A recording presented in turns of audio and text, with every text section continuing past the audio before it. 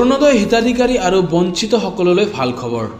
পুনৰ অৰুণোদয় আঁচনিক লৈ বৃহৎ ঘোষণা মুখ্যমন্ত্ৰীৰ। হয়, আমি লৈ আছো আপোনালোকলৈ ভাল খবৰ। আপুনি যদি অৰুণোদয় আঁচনিৰ হিতাধিকাৰী আৰু আপুনি যদি অৰুণোদয় আঁচনি পোৱা নাই তেন্তে এই খবৰ আপোনাৰ বাবে।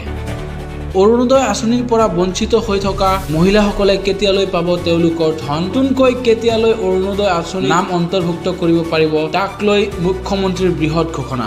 15ৰ পৰা 28 তাৰিখৰ ভিতৰত অৰুণোদয় আঁচনিৰ ধন পাবলৈ জমা দিব লাগিব নিজৰ নাম অন্তৰ্ভুক্ত নকৰিলে বিধানসভা নিৰ্বাচন পৰ্যন্ত নাপাব অৰুণোদয়ৰ ধন। পুনৰ মুখ্যমন্ত্ৰীয়ে অৰুণোদয় আঁচনিক লৈ কৰিলে ডাঙৰ ঘোষণা। যিসকল মহিলাই এই আঁচনিৰ পৰা বঞ্চিত হৈ আছিলে তেওঁলোকে অহা 15ৰ পৰা 28ৰ ভিতৰত জমা দিব লাগিব নিজৰ নাম।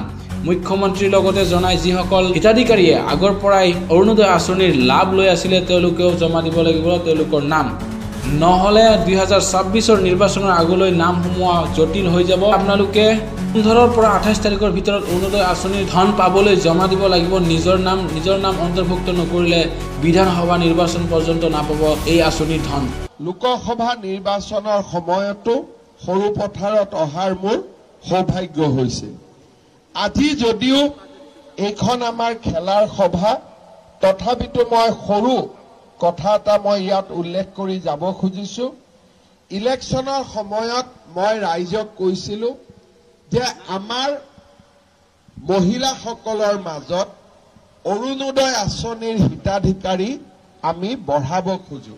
অৰ্থাৎ আজি যদি আমাৰ সৰু পথাৰত 20,000 মহিলাই অৰুণোদয় পায়, এইবাৰ আমি তাক 30,000লৈকে লৈ যাব খোজো যাতে বেছিতকৈ বেছি মহিলাক আমি অৰুণোদয় আঁচনিৰ সুবিধা দিব পাৰো। অহা 15 তাৰিখৰ পৰা 28 তাৰিখলৈকে আমাৰ গাঁও সভাসমূহ অনুষ্ঠিত হ'ব আৰু এই গাঁও সভাসমূহত নতুন নতুন অৰুণোদয় হিতাধিকাৰী আমি নিৰ্বাচন কৰিম। এইবাৰ আমি হিতাধিকাৰী নিৰ্বাচন কৰোঁতে সমষ্টিটোত যিমানটা পুলিং বুথ আছে সেই পুলিং বুথ অনুসৰি হিতাধিকাৰীসমূহ আমি বিতৰণ কৰি দিছো। মই আই মাতৃসকলক অনুৰোধ কৰিম যে আপোনালোকে যাতে সকলোৱে 15 তাৰিখৰ পৰা 28 তাৰিখলৈকে হ'বলগীয়া এই অৰুণোদয় হিতাধিকাৰী বাছনিৰ সভাত নিজৰ নাম আৰু উপস্থিত থাকে। কাৰণ এইবাৰ যদি নাম বাদ পৰি যায় বিধানসভা নিৰ্বাচনলৈকে দ্বিতীয়বাৰ নাম সোমাবৰ কাৰণে মোৰো দিগদাৰী হ'ব। যিহেতু আজি মই সৰু পথাৰত আহিছো, 15 তাৰিখটো নিচেই ওচৰত, সেইকাৰণে এই বিষয়টো মই উল্লেখ কৰিলো। আৰু আগতে যিসকলে অৰুণোদয় পাই আছে তেওঁলোকেও নিজৰ নাম নতুনকৈ অন্তৰ্ভুক্ত কৰিব লাগিব।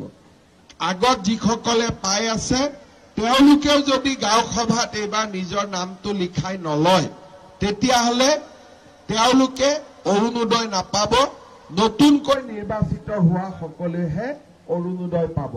সেইকাৰণে আগতে যিসকলে অৰুণোদয় পাই আছে তেওঁলোকেও যাতে অৰুণোদয় হিতাধিকাৰী সভা বা হিতাধিকাৰী বাছনি সভাত উপস্থিত থাকে।